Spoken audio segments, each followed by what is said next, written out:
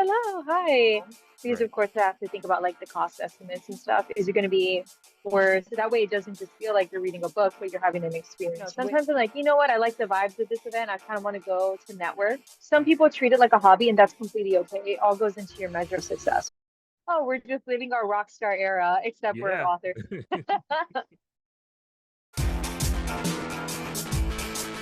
Welcome to Art Talk Connect. I am Frey. I am here with Rocio. She is a wonderful author.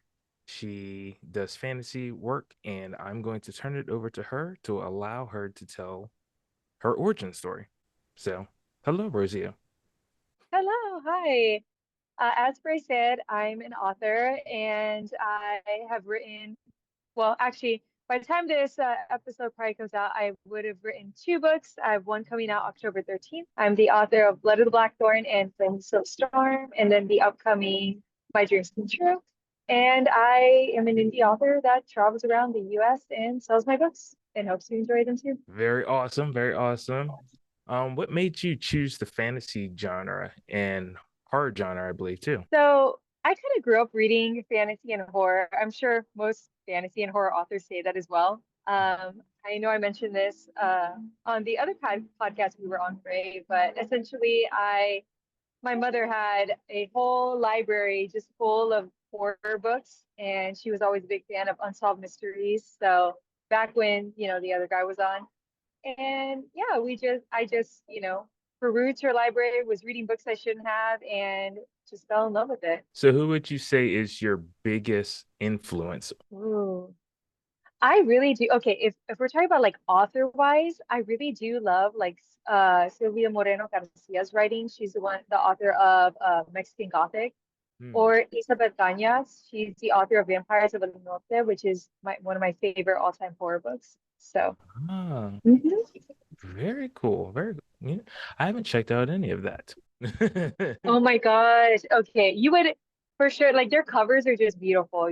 Even just to admire the covers, you have to go look at that. Briefly, can you tell us about your books? So, Blood of the Blackthorn and Flame in the Silver Storm, they're both part of my Flame, or they're both part of the Eternal Curse series, which is going to be my trilogy. Hmm. And Blood of the Blackthorn, it's pretty much Game of Thrones, Salem Witch Trials came together, had a baby. That's that book. Book two is Flame in the Silver Storm. That one's coming out September 30th. And that one's more Pirates of the Caribbean meets Sirens that lower you to the depths kind of vibes. But they have to be read sequentially. They're not standalones. They're definitely part of a trilogy. Then My Dreams Come True is a horror story collection, and that one is more about diving into how your imagination and your mind is really the scariest thing out there. I meant to ask you on the last one too. How many stories are in that horror anthology? So 15 Okay. stories within there, like different stories, short stories. Some of them can be technically classified as like a little novella. And another question I forgot to ask you on the other one. I We're know that catching you, up here. right. I know that you did short stories and submitted them before you made your own books. Mhm. Are any of those stories inside there, or are they just completely new? No, these are completely different. So the stories I did for like different magazines, they were more like paranormal or like literary fiction and stuff like that. And the stories I did for my horror story collection, that one was more just like a bunch of stories that at one point I wanted to make novels. And so Mhm. I kept putting them on like my file on the computer, or I had like some manuscripts of them just shoved in like a desk. Right. And when I was deciding to put the horror story collection together, I was looking through all of them and I was like, oh, well, it made sense why they were never, worked out as novels in my head because they were always meant to be shorter. So Got you. then that's when I started gathering and combing through all my previous works to put it together. So no, So brand new, hasn't been published before. got you. Cool. Brand new Mhm. stories. That's freaking awesome. Yeah. Yeah, because I wonder if she did that because that'd be kind of cool too.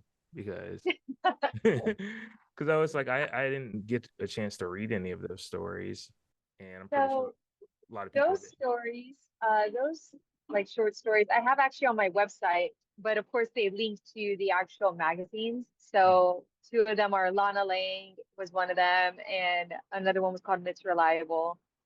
And yeah, so So how do you go about promoting your books online? Very much through social media. Mm, That's probably where the majority, like 80% of my promotion comes from. The other like 15% comes from doing events. And then the other five is just like word of mouth from other people right. because I'm a yapper, as you can probably tell at this point. A proud yapper. I'd rather yap than be quiet, I guess. I don't know. It's just Yeah, my personality. totally wonderful. Yes. And for anybody in the audience that's listening, I'm actually outside. So if you hear a lot of traffic, it's because I'm literally next to a very busy road Since because you're I'm in the middle outside. of traveling. Exactly, because I'm in the middle of traveling to one of my other events where I Mm. will then go and promote my books. So how did you go about finding all these events then? Ooh, so I found a lot of them through social media, whether it Mm, was through Threads or Instagram. And mainly there are, especially in the bookish community, you'll find a lot of like different authors going to this event. They'll be like, hey, I'm going to this event. I really think it'd be cool if you came too. Or, right. hey, like they have some openings for vendors or authors for signing here. And that's really how it gets started. Some of them I even found because of author friend or friends would just reach out to me and let me know that, hey, Mm. there's like a little opening. Yeah. You should join us. It'd be fun. So there's Sending been like a many events secret I've gone envelope. to. Yeah, exactly. But it's fun because then you meet a lot of these like authors at different events. Mm, It's kind of cool because like one of them where I met her in an event I did in Iowa, and then we ended up both being at an event in Texas and then another one in LA. And now we're gonna meet again at another event in Iowa. So it's it's fun. The nice. author community is small. Yeah. Well, yeah. Yeah. How do you go about selecting your events? Because I know there's so many like across the country. Oh my gosh, yeah. What I personally do is I just well, one, I try to see how big is the event going to be versus how far it's going to be. So typically, if it's going to be like a smaller or tinier event, I'll probably want to keep it closer to home because, Right. of course, I have to think about like the cost estimates and stuff. Is it going to be worth me paying for flight, et cetera, to go out there? Am I going to be making my money back on the more business side of things? And then events that are a little further out, I'm like, okay, I really want to make sure that like I would again be able to make my money back. Is there going to be a higher attendance count? And sometimes you just never know. Sometimes I'm like, you know what, I like the vibes of this event. I kind of want to go to network Mm-hmm. Yeah. and just kind of see for next time, and that's also helpful too. Do you have like a budget that you have for traveling expenses, or you just kind of? No, no.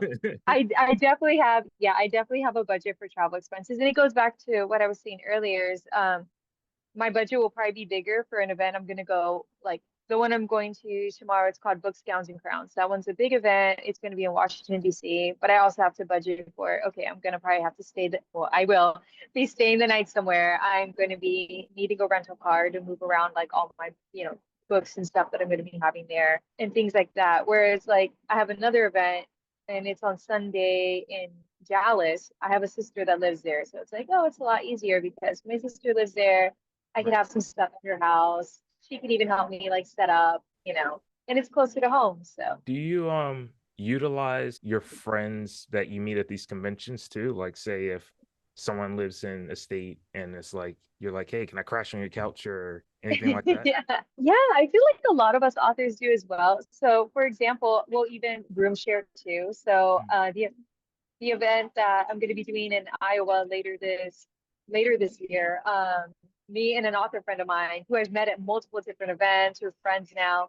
We're like, okay, hey, let's just split the hotel cost. We could just share a hotel together. It makes sense. it's a really good way to actually save money. I've been on the road, Yeah. so I went to Blue Hen in Dover, Hmm. Delaware. I was swimming in one of the hotels, and these people came in, and they're like, "Yeah, we're living in like doing a two-bedroom, and it was like Yeah. five of them. They were like, yeah, we just Uh-huh. crash on the couch or put stuff on the floor and stuff." And I'm like, that's actually really smart because trying to make all your money back, you want to try to cut as many costs as possible. So, Yeah. At the end of the day, I think what some people need to understand is the measuring of success. What is it to you? Is it I'm doing this as a hobby because it's fun, or is it a business? And if you treat it like a business, you have to think like, okay, like you were saying, like, what are my costs going to be? Am I going to reap the benefits? Am I going to be able to make back what I'm spending to go to whatever event? Yeah. Um, as far as like crashing on couches with the 5 people you were saying earlier, it kind of gives me the illusion of like, oh, we're just living our rock star era, except we're Yeah, authors. exactly. Less So, rock and roll, more writing. right. Let's they're all after a bit. Oh my gosh. No, I'm not gonna tell that story. I'm not gonna tell that story. I did What? do so I had a friend in a band called Soul Ardwar. Rest in peace. Mhm. They're gone now. But the band's gone, not them. Yeah, Anyway, I figured that's what you meant. yes. I was like, oh, But wait, I'm smiling. Let me, right. oh, wait. Yeah. It's like I Like, don't think you would yeah, be smiling about that. yeah, But when I used to go to Canada before the P happened, the pandemic, yeah. they were performing up there and we crashed in a hotel and we were it just reminds me of the rock star things. So a lot of people actually don't, I feel like they don't factor in all that. Mhm. And they come off kind of desperate sometimes um when they're like selling their stuff, and that Yeah. translates because it's like they're not financially prepared for Mhm. all of like those costs associated with traveling all over the place, and the food, especially food, oh my gosh, food, Mhm. all that stuff. So how do you budget when you do travel, like food and all of that stuff? I think it depends on how long the event's going to be. Like this one I'm going to is going to be 3 days long, right? Gotcha. So obviously I'm going to need to eat and Mhm. have water, Yes. which I don't have in front of me right now, but I did earlier.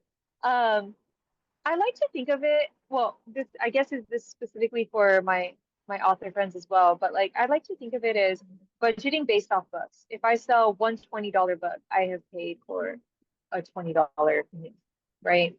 And Yes. I think that yeah, so I think it's like, okay, if I'm gonna be paying for, I don't know, the rental car, and let's say it's like $100 for the entire weekend, it's like, Mhm. okay, I need to sell 5 books to Right. make sure that I have made up the cost of that rental car. Right. So that's kind of what I think of it when I'm budgeting. I'm like, okay, I always get my tickets, etc., ahead of time, but then Mhm. also at the same time, I have to think like, okay, and this is how many books I need to sell minimum at this event to make sure that I've recouped the costs of being here. Second thing is making sure that I go and essentially say like, okay, and this is how many books I would need to sell to make a profit, right? I hope that makes sense. Yes, yes, yes, definitely. How do you deal with when you don't make that certain amount of sales? I think I have to reflect because again, we got to treat it like a business, right? Well, some people treat it like a hobby, and that's completely okay. It all goes into your measure of success. What is success to you as an artist, as a creator, as a writer? Right. For me, this I own my publishing imprint, Queen of Wands books. So for me, this is a business. But when I don't make, let's say at an event, if I don't make profit or if I don't make the recruit cost of me going out to that event, I essentially strategize. Okay, why is that? Is it because I only have, let's say, brought one book there in Right. terms of not one single book, but one series of books or whatever? Mhm. Is it because the event didn't have the amount of attendees that was expected? Did I not bring enough, like, you know, to entice readers to want to come to my table? And I think it's about factoring all that in. And honestly, if it's to the point where I really did not even get close to recouping costs, then it's like, okay, I probably won't do that event again next time unless I see that there's either a higher attendance count or whatever. And it's no ill will to the event. It's more just like this is a business and I have to make sure that if Yeah. I'm going to be attending certain events that I'm able to recoup costs at least. So you charge $20 per book, basically? Yeah. Is it? Per paperback, yeah. I see like a lot of people, they undervalue themselves. Some people feel like guilty about charging that much. So how do you Um, get over that feeling? So initially, I had my first print run of my book, Blood of the Blackthorn, Hmm. was only $15. And that was below what other people in my genre, fantasy, dark fantasy specifically, and not even just dark fantasy, but epic fantasy, were charging for their books. But I was a brand new author, and again, brand new to the business I was running. So I was like, okay, let me undercharge and kind of see what I'm doing here. Right. When I did my second print run, before I did that, I decided to go ahead and redo all of the interior formatting. So inside of my books, I have character art inside. I have brand new chapter designs. I've added and elevated that interior formatting. So that way it doesn't just feel like you're reading a book, but you're having an experience with the book. Gotcha. And then I decided after I had done that, I was like, well, it doesn't make sense to charge $15 because not only that, you also have to think about the printing costs. The printing costs now go up. And that's essentially why I charge $20 for a paperback that also has character art, et cetera, inside, because other people who do have paperbacks with a lot of the character art, different interior formatting designs do charge a little more. But for me, I think I'm going to keep it at a comfortable 20. Yeah. It's also like kind of paying attention to your worth too, right? If people see that you charge so cheaply for your stuff, Mm-hmm. they feel like you're kind of cheap in a sense, where it's like not Yeah. really worth it. It's always about finding that like nice cushiony zone, Mm, right? You don't want to undervalue yourself because you're right. Then readers, it has happened even when I was charging with the first print run, the $15. right. It's like, oh, okay, well, this is just another fantasy book, right? Mhm. Even before people would look inside and read it. Um, Whereas when my second print run happened, I did the $20 to keep in line with the other like books in my genre. Right. I started noticing a big difference. But there have been people who also overcharge as well. It's like, I did this incredible work and now I'm going to be charging, let's say, $30 for a paperback. And Right. that could also put off some readers because it's like, okay, well, I would pay $30 for, not me specifically, but generally. Hmm. I see a lot of readers say I would pay $30 if it was either special edition or a hardcover or anything like that. But then when it's a paperback, you might have to do a little convincing. That's why I was like $20 for a paperback is the sweet spot for me. Do you self-publish these books or do you like run them through a publisher? So I'm the publishing Right. imprint. So Queen of Wands Books, I do it through Ingram Spark, KDP, and then Draft to Digital. That's more for the ebook side of Gotcha. things. How do you deal with the demand for your books? Because I'm constantly running out of my manga. It's like dealing with other companies and trying to get it here on time to meet the demand. Yeah.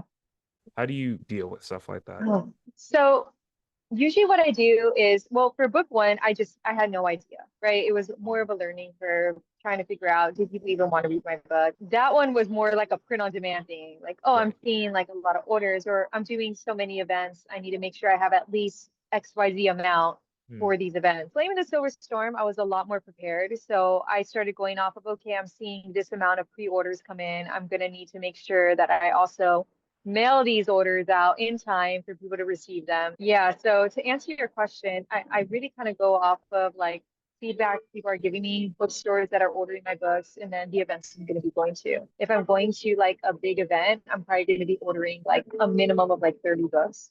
Hmm. And if I'm doing multiple events at the same time, I might want to just invest it. Okay, let me order 100 books because I know that I'm going to be able to sell them in these like four different events. There's a lot of people who don't have a real business. They kind of just Mhm. sell their stuff on a whim. What made you Yeah. finally decide I want to make this like a concrete business rather than I'm just more of a hobbyist selling stuff? Um, Really honestly, I have an MBA. Mm, And so the business aspect was always in the back of my mind. And when right. I sat down back in, oh man, what year was that?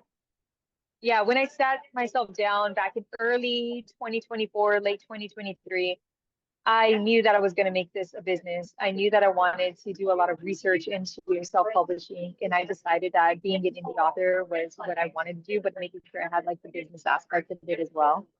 Gotcha. So yeah, so essentially that's what I ended up doing. I don't think there would have existed a time where I just didn't do that. Because for me, it was very much like, okay, here's my business plan. I want to make sure that I have a publishing and starting to do all what I need to do. You're fine. Are you able to like write? Do you find yourself you're able to write like while you're traveling, or do you have to have like a sit down at your desk kind of routine? A little bit of both. So sometimes my mind gets like really distracted. So like I can't really listen to music when I'm writing or anything like that. Right. But other times it's like, okay, you have no choice. You're traveling, you're on a plane, you have a due out, like Mhm. to your editor, like I just have to write and figure something out. How do you balance your home life? Because I believe you're a family woman, right? Yes. It You makes have a me feel like family. at home on the prairie or something. Just Right. like churning butter. You're a family woman, right? You're a family Yes. woman.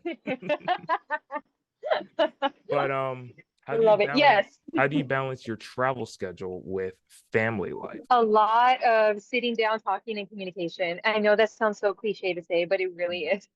Communication, communication.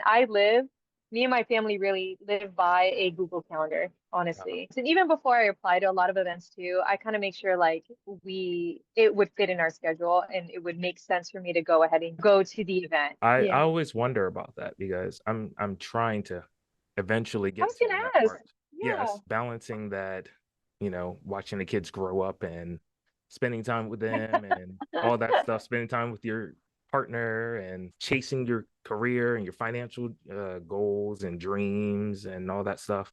So I'm always curious about how people Yeah. find strategies to manage that. I like to think that like me personally, my everyone's different, but me personally, I don't want my kids to grow up and see me wishing that I had fulfilled my dreams. I don't Gotcha. want them to see me like, oh, I could have done this, but I had you kind of Mhm. thing. Like, um, That's so kind I of like to show, sucks for the kids. They're like, yes, oh yeah, oh this might that's come from great. personal experience, but but honestly, I like to say, like, you know what? I want them to see what it is to be an individual because as much as I love being a mom, like that's not everything I am. Right. That's a part of me, but it's not everything. And I want them to know that I am an individual, just like they too are individuals as well. Right. And what about you? How do you kind of like handle that? Yeah. Well, I have no family. I'm not even in a relationship currently. So Uh-huh. so I kind of just I go, have no family. right. I mean, Help me. help me. Just like drop somebody, just like when next time we meet, just be like, hey, so I brought a friend for you. Just wondering. I brought you a companion. Right. I'll bring you a labubu. Apparently, those are There you popular go. now. Okay. I will marry the Labubu. My You niece would bring it love on your that. events. Yes. I didn't even know what those were until I'm not kidding, maybe like a month ago. And Me like I was like, either. who? I'm not gonna lie. I literally, when someone said Labubu, and I know this has been parodied online, but it's so true. I literally thought of Jafar from Aladdin. You know how he says like Prince Abubu? And I Yeah. literally thought that's what people were saying. So I'm over here like, I guess Aladdin's making a comeback. I don't Right. know. And really it's Labubu. I was like, oh, my I thought bad. my nephew was saying a poo poo. I was like, you got to go to the bathroom. Like, I was like, what You're is like, that? that's not me. I'm not in charge of that. Right, right. I'm like, you can do that, kid. You're 4 years old. Go do your thing. Like, you don't have to tell me. But jumping back on subject, what are some tips and strategies that you employ while you're traveling to save you costs? I find the best thing to do is planning out the trip early and then, like for example, if you wait until the last minute to get a flight, it's going to be more expensive. Right. If you wait until the last minute to get a rental car, there was one time I was in Iowa and I had gotten a rental car, but the rental car facility that I got it from, like they closed at like noon on like Saturday for whatever reason. Yes. And I tried to book another one, but it wasn't going to be available until a couple hours later. And it was like a whole thing. All that to say, just making sure you book early for a lot of things. And I don't mean like, oh, a year out, you got to book out for your event, Right. but just kind of being mindful that like if you're going to go somewhere that's like smaller, right? Hmm. Probably don't wait until the last minute to get a rental car. But also, Right. you can get it cheaper if you go ahead and pay earlier as well versus like you pay at the checkout. I'm not sure if that was what you're looking for.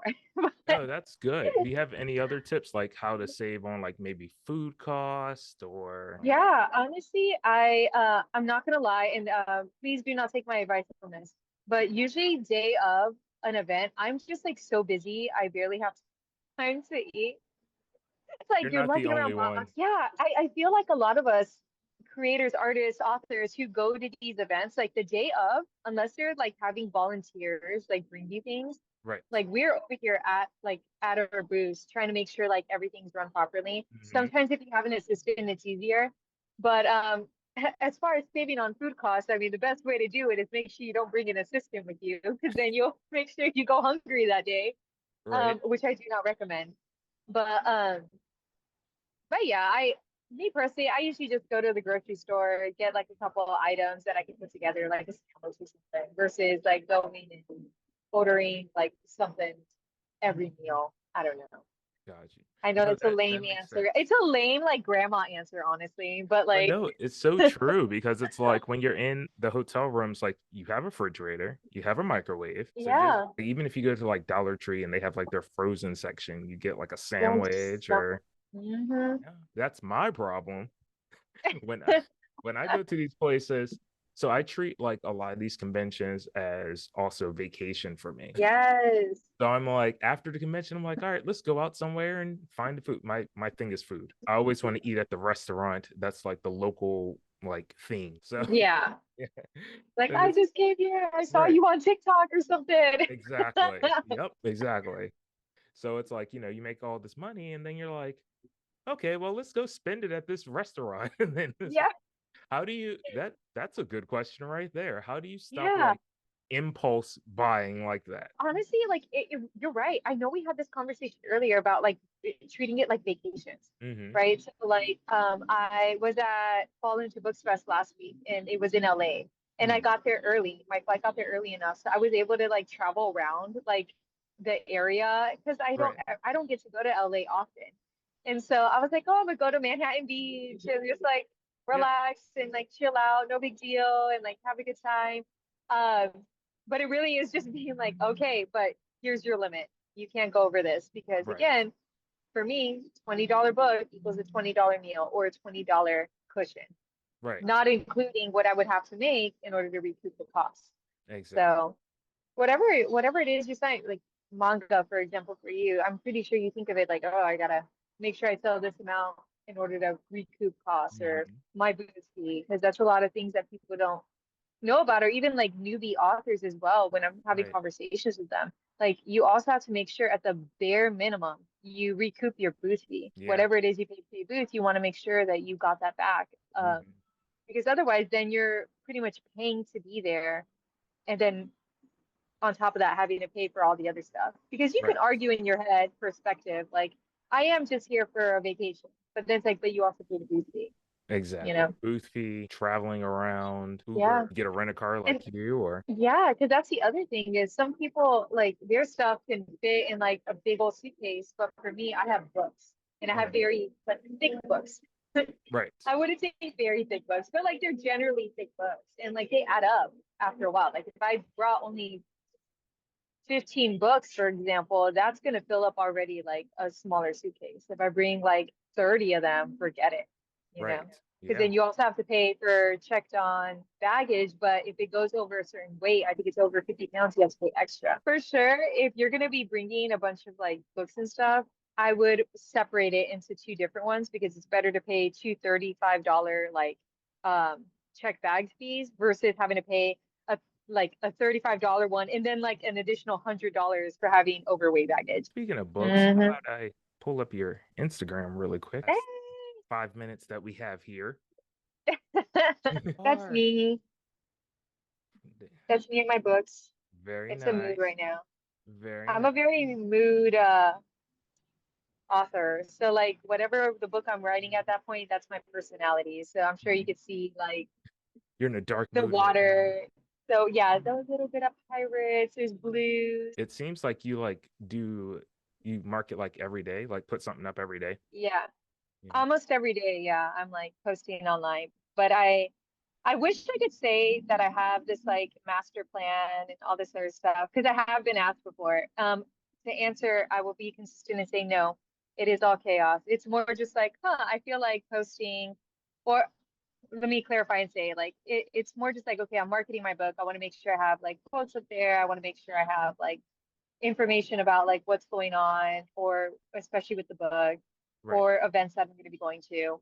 So I usually pick within those three realms and go, okay, I want to post about like this new character art I got in, and I'm gonna just make sure I put it in there. Or this event, like that one right there, Books, Gowns, and Crowns. I'm an attending author. That's gonna be fun, you know. What is your last minute advice for traveling artists and indie creators? If you're gonna be choosing an event that you want to go to sell your work or to promote yourself, just make sure that you have a plan for it. Because especially early when I first was doing this, you know, the amount of times I would just be like, oh, this is a cool event, I want to go, Right. and then didn't even have a solid plan where I'm like, oh, I'm having to pay out of pocket to go to these events. It's all about kind of being smart with it.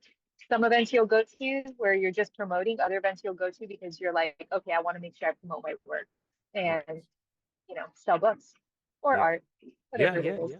Yeah.